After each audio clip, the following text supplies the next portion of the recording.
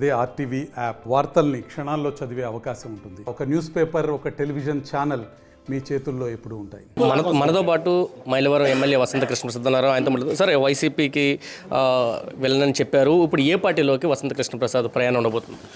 త్వరలో నిర్ణయించుకొని తెలియజెప్తాను. ఇప్పుడు దాకా నేను వైసీపీలో ఉన్నాను, వైసీపీలో శాసనసభ్యుడిగా కొనసాగాను.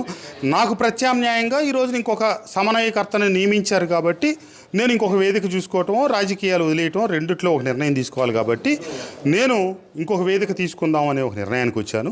ఆ నిర్ణయానుసారం నా ముందు ఉన్న అవకాశాలు పరిశీలించి ఆ నిర్ణయం తీసుకొని ముందుకు జరుగుతాను. అంటే మైలవరం నుంచి టీడీపీ నుంచి పోటీలో ఉండబోతున్నారు వసంత కృష్ణప్రసాద్, వార్తలు వస్తున్నాయి, దాంట్లో నిజం ఉందంటారా? ఇప్పుడు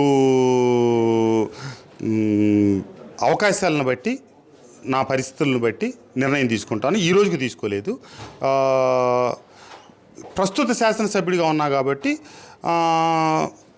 పెద్ద పార్టీగా తెలుగుదేశం ఉంది కాబట్టి అక్కడి నుంచి నేను పోటీ చేస్తాననే భావంతో ఎక్కువ మంది ఆ ఉద్దేశాలు అడుగుతూ ఉన్నారు. బట్ ఈ రోజుకి నేను ఏ రకమైనటువంటి చర్చలు జరపలేదు. నేను ఇప్పుడు ఫ్రీలాన్సర్ లాంటి వాడిని. పత్రికా సోదరులు కనుక గతంలో ఈనాడులో ఉన్నోళ్ళు ఈరోజు ఏబిఎన్లో ఉండొచ్చు, ఏబిఎన్లో ఉన్నోళ్ళు సాక్షిలో ఉన్నట్టుగా నాకు ముఖ్యమంత్రి గారితో నా అసైన్మెంట్ కంప్లీట్ అయింది. ఇప్పుడు జీవితకాలం ఒకే పార్టీలో లాల్ కృష్ణ అద్వానీ గారిలాగా, వాజ్పేయి గారిలాగా, లేదా నరేంద్ర మోడీ లాగా, ఆ మహానుభావుల్లాగా కొనసాగాలనే పరిస్థితులు ఈరోజు ప్రాంతీయ పార్టీలో ఉన్నాయనే విషయాన్ని కూడా మనం ఒక మననం చేసుకోవాలి. సాక్షాత్తు ముఖ్యమంత్రి గారే ఆయన ముఖ్యమంత్రిని చేయకపోతే నేను అక్కడ ఉండను అని వచ్చి సొంత పార్టీ పెట్టుకున్నారు. మరి అట్లాంటి పరిస్థితుల్లో నేను నీకు టికెట్ ఇవ్వను, ఏది నేను కాదన్నది ముందు, తర్వాత వారు అయితే కాదని ఇంకొక చూసుకోవాలి కదా. నేను చేయాలంటే ఆపేయరు కదా. వారి దారి వారు చూసుకున్నారు, నా దారి నేను చేసుకుంటా. ముఖ్యమంత్రి గారు పలు సందర్భాల్లో పలు మీటింగుల్లో చెప్పారు, అత్యంత కీలకమైన విషయం ఇది మీరు గమనించాలా.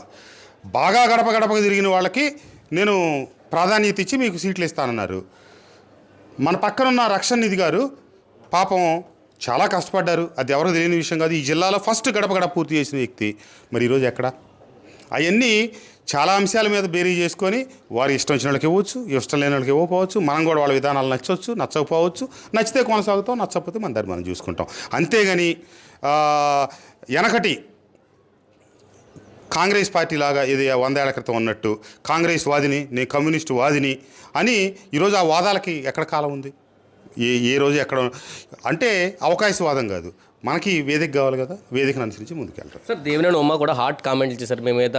దాదాపు 100 కోట్లు పెట్టి రాజకీయ వ్యభిచారులు వస్తున్నారు, వాళ్ళని తరిమి కొట్టాలి అంటూనే మీరు వ్యాపారాలను కాపాడుకోవడం కోసం పార్టీలు మారుతున్నట్టు నేరుగా మీ పేరు చెప్పి ఆయన మాట్లాడిన పరిస్థితి.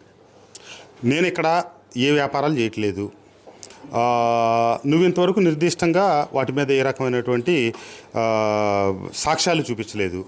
నేను ఇప్పుడు ఒక శాసనసభ్యుడిని అయ్యిండి వీటీపీఎస్లో ఏం జరుగుతుంది, అక్కడేం జరుగుతుంది కొత్తూరు తాడేపల్లిలో నేను చెప్పాను.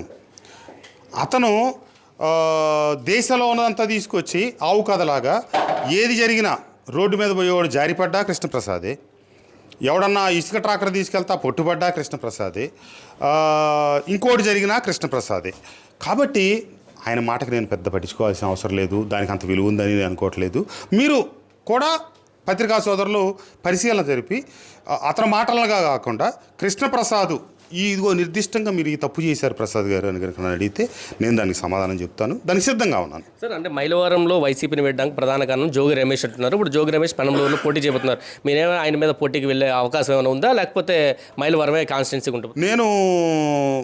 నాకు అసెంబ్లీలో అడుగు పెట్టేదానికోసం జగన్మోహన్ రెడ్డి గారు అవకాశం ఇస్తే అడుగు పెట్టించింది మైలవరం నియోజకవర్గ ప్రజలు. నేను వారికి ఒక 5 సంవత్సరాల పాటు సేవ చేసుకునే భాగ్యం కలిగించిన వ్యక్తులు వాళ్ళు. వాళ్ళతో నా అనుబంధం ఇంకా చాలా ఉంది.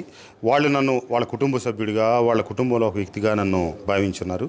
అవకాశం దొరికితే తొలిగా అదే కొనసాగాలని నేను అనుకుంటా ఉన్నాను. ఏమి జరుగుతుంది అనేది భవిష్యత్తుని నేను కాలజ్ఞానం నేను చెప్పలేను. నాకు అవకాశం ఆ భగవంతుడు మళ్ళీ మైలవరానికి ఇవ్వాలనేది కోరుకుంటున్నాను. సార్, కేసీఆర్ నాని మిమ్మల్ని చాలా సందర్భాల్లో పొగిడారు. అనేక సందర్భాల్లో మైలవరంలో జరిగిన అభివృద్ధి ఎక్కడ జరగలేదని చెప్పిన పరిస్థితి. కానీ మీ శిష్యుడిగా చెప్తున్న తిరుపతిరావుని ఆయనే తీసుకెళ్లి జగన్మోహన్ రెడ్డి సమక్షంలో పార్టీని చేర్పించారు, టికెట్ కన్ఫర్మ్ చేయించిన పరిస్థితి ఎలా చూస్తారు? అదే కాలం ఎన్నో తన కాలగర్భంలో కలుపుకుంటూ ముందుకు వెళ్తూ ఉంటుంది. ఇది కూడా అట్లాగే అక్కడ అదే పార్టీకి సంబంధించి ఒకళ్ళు తిడతారు, ఒకళ్ళు పొగుడుతారు, మనం ఒక మొక్క వేస్తాం, ఆ మొక్క ఇంకోళ్ళు పెరట్లో నాటుకుంటారు. ఇవన్నీ చాలా జరుగుతాయి. జగన్మోహన్ రెడ్డి గారు శాసనసభ్యుడిగా ఒక అవకాశం ఇచ్చారు, మరి ఈరోజు నేను దూరం పెట్టారు, లేదా నేను దూరం అయ్యాను. ఇట్లా కాలం వీటన్నిటికీ ఈ రోజు జరిగే సిచ్యువేషన్స్కి ఆ రోజు మనం చూసుకోవాలి. Okay, thank you. ఇది చెప్తున్నారు, పూర్తిగా కాలం అయితే సమాధానం చెప్తుంది. తాను ఏ పార్టీలోకి వెళ్తున్నారైతే త్వరలోనే డిసైడ్ చేయబోతున్నారు. అయితే ఇప్పటికే ఒక ప్రధాన రాజకీయ పార్టీ తెలుగుదేశం ఉంది కాబట్టి తెలుగుదేశం నుంచి పోటీ అని చాలామంది చెప్తున్నారు. అయితే ప్రతి దానికి కూడా కార్యకర్తలు నిర్ణయం తీసుకుని త్వరలోనే తెలియజేస్తానంటూ వసంత కృష్ణ ప్రసాద్ చెప్తున్నారు. కెమెరా పర్సన్ నానితో కలిసి సురేంద్ర RTV విజయవాడ నుంచి. మరిన్ని వీడియోస్ కోసం ఛానల్ ని సబ్స్క్రైబ్ చేయండి. లేటెస్ట్ అప్డేట్స్ కోసం వాట్సాప్ ఛానల్ ని ఫాలో చేయండి. అండ్ లింక్ డిస్క్రిప్షన్ లో ఉంది.